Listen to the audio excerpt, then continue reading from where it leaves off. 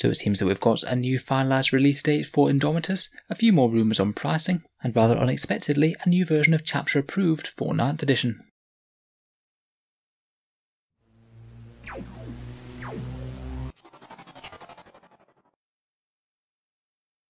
Hello and welcome back to Auspex Tactics, the strategy focused 40k channel, where we're all about getting the most out of our miniatures on the tabletop. We've been covering the 9th edition news as it's been coming out, and today Games Workshop has given away quite a bit more, as we now know that Indomitus will be available for pre-order on the 11th of July, 14 days before the official release on the 25th.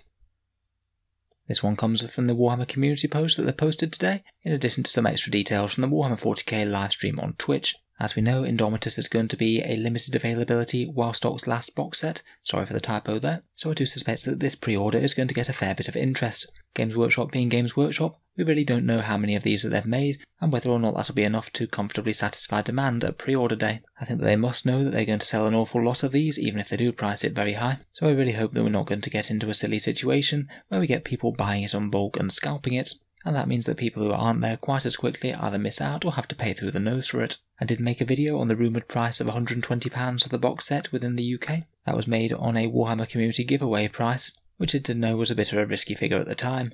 It's not impossible that it could be this amount, but in all honesty I think it's looking a little bit less likely than it was before. Basically since that giveaway they've confirmed that it's a launch box that's limited edition, compared with a more general starter set which will be presumably following on. I don't think that they'd leave Warhammer 40k without a starter set, as they sell quite so many of them, and it's the main way to get new hobbyists and customers into the game. The £120 giveaway figure could have been for this starter set, as opposed to the box of Indomitus. There have been a few other leaks on the internet already over the last few days.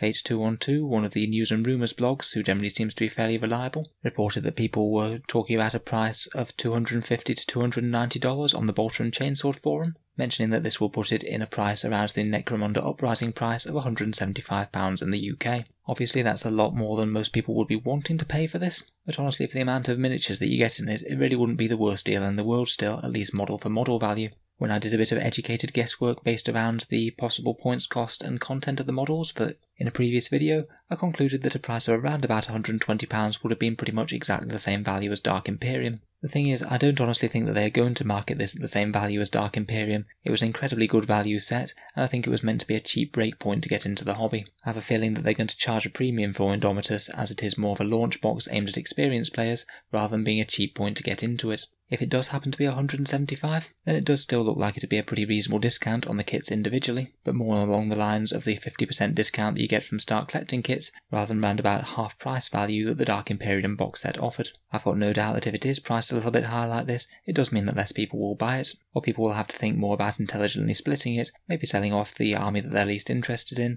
or maybe splitting with a friend. Also, independently of this, I've also seen different posts that have talked about a store in the US accidentally putting it up for sale at $250, which could likely be including a discount, so would sort of back up that initial estimate. Basically, if you do want this set, I really would try and be ready and waiting on the 11th of July to respond quickly. I have a good think about what price you're prepared to pay for it, so you aren't just making snap decisions on the day, and maybe buy something that's more expensive than you'd really want to spend.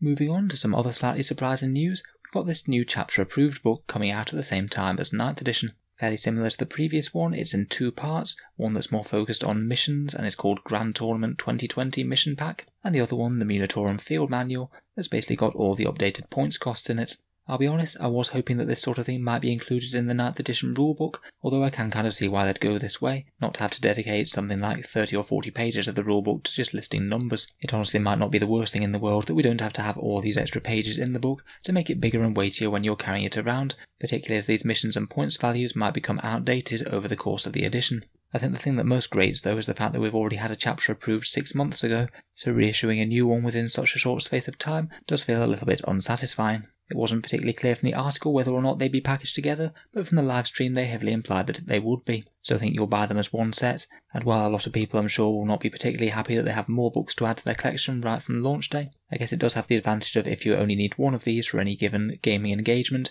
then you can just leave the other one at home. I suspect you won't need your Munitorum Field Manual unless you're actually building an army, for example. I will say that the covers look quite cool. They're a bit more snazzy than the previous chapter approves that we've seen before, a little bit less plain and boring.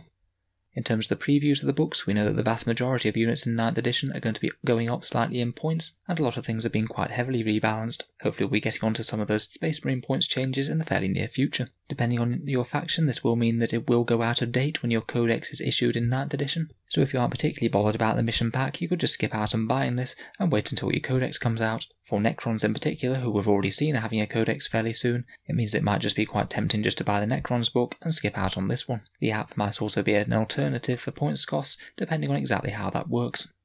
It's a little bit less clear what's involved in this Grand Tournament mission pack. The description on the article says it's packed with missions, there's new secondary objectives, advice for running and playing in tournaments. It'll be interesting to see what the exact breakdown between missions in the main rulebook, which I'm sure there will be plenty of, and which missions happen to be in here.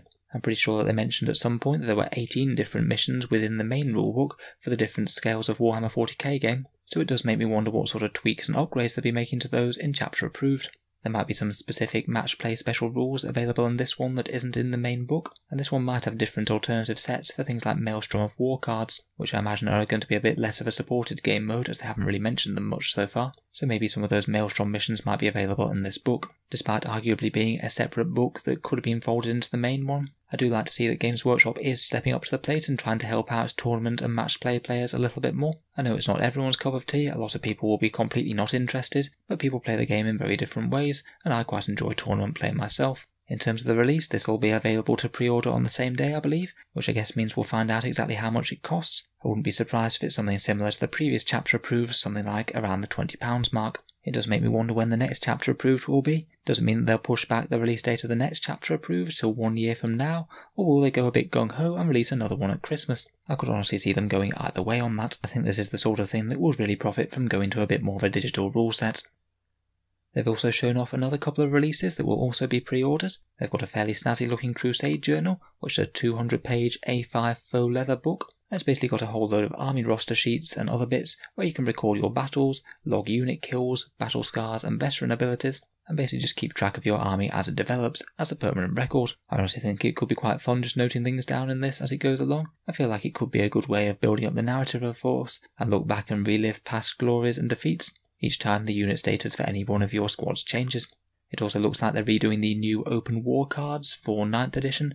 These existed at the start of 8th as well, and they're honestly really quite a fun way to play a game, I think. Basically this is a bit more of a loose and free-form game of 40k, where you draw certain cards at the start of the game, you'll generate a certain deployment map which can be fairly radically different to the standard ones. You get twists, which might change the various ways that your units could perform in-game, ruses, which might give you extra options or change the way that you play your army. And to be honest, I think that these work quite well if you're just looking for a bit more of a casual match play game, or if you're just using power level or something. I'm not 100% sure how much of an update these will be on the ones for 8th edition. I imagine a lot of the ones from 8th edition will still work just fine in 9th. So let me know what you think of these releases down in the comments below. What price would you pay for Indomitus? Would £175 or $290 drive you away? And what do you make of the day 1 Chapter Approved? Honestly, I can see why they've gone that way, and I can also understand that it's likely to annoy quite a lot of people. If you'd like to keep up with other 9th edition news and developments, feel free to subscribe to Auspex Tactics, where I'll try and keep on bringing you the news as it comes out. And if you have been enjoying my videos recently, I'd just like to mention that the channel has a Patreon page, which is how I have enough time for making all this content. If you would like to help support the channel, Patrons also get a few other bonuses, such as seeing certain videos early, regular polls to see what sort of videos come next on the channel, and easy entry into the channel's monthly prize draw, where next month we'll be giving away 3 copies of the Indomitus box set, even if it does cost a lot. Entry will also be possible on the channel's Facebook. If any of that interests you, or you'd just like to help support the channel, then the link is down in the video description below. In any case, a massive thank you for listening, and I'll hope to see you guys next time.